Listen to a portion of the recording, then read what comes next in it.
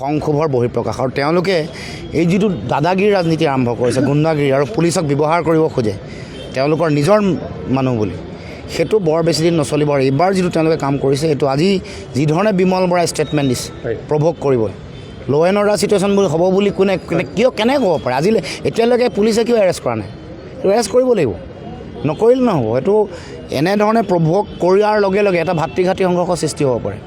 গতিকে আমি কৈছোঁ যে এই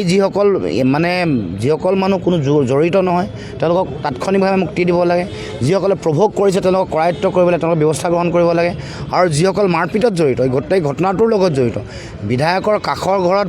পৰিত্যক্ত ঘৰ এটাত কি ইলিগেল এক্টিভিটি চলিছিলে বাহিৰৰ মানুহ কেনেকৈ ইয়াত আহি থাকিবলৈ পালে বহু ছোৱালী কেনেকৈ তাত কি কামত জড়িত হৈছিলে এইবোৰ জনাব লাগিব অসমৰ ৰাইজে আৰু এই কাম কেৱল মাত্ৰ খোৱাং সমষ্টিতে হৈছে নহয় সমগ্ৰ অসমত এই কামটো চলি আছে এই কথা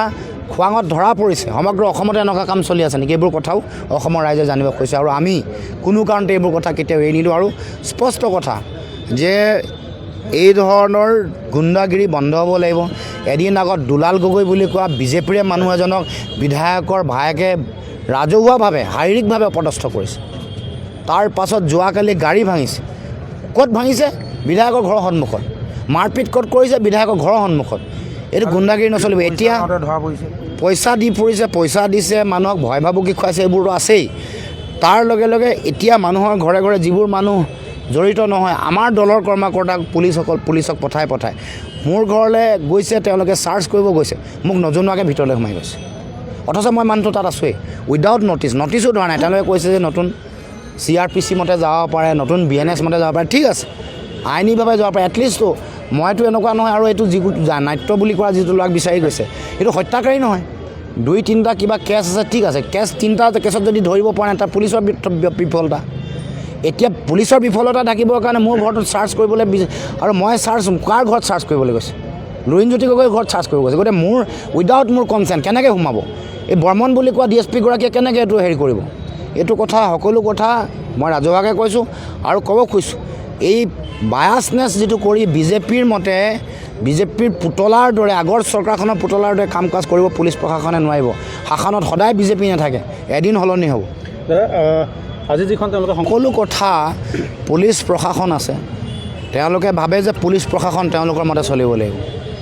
আৰু যেতিয়া অলপ কোনোবাই নিউট্ৰেলিটি মেইনটেইন কৰি কাম কৰে তেতিয়া তেওঁলোকে এনেকুৱা ধৰণৰ এইবোৰ কৰি ভাবুকি খুৱাইছে আৰু পুলিচক তেওঁলোকে ব্যৱহাৰ কৰিবলৈ চেষ্টা কৰিছে পুলিচ আৰু প্ৰশাসন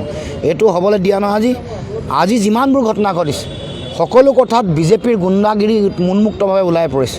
কিন্তু এটা কথা মনত ৰাখিব যে এই যিমান গুণ্ডাগিৰি যিয়ে নকওক লাগে ভয় ভাবুকি নোখক লাগিলে জনতাই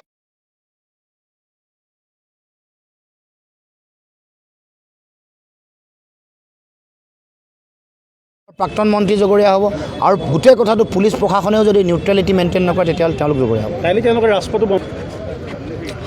নহয় এইটোতো তেওঁলোকক কৈছে গুণ্ডাগিৰি আৰু কোনে গোটেই তেওঁলোকে ভাবে যে 10 বছৰ ক্ষমতা কৰিলে কাৰণে অতদিনে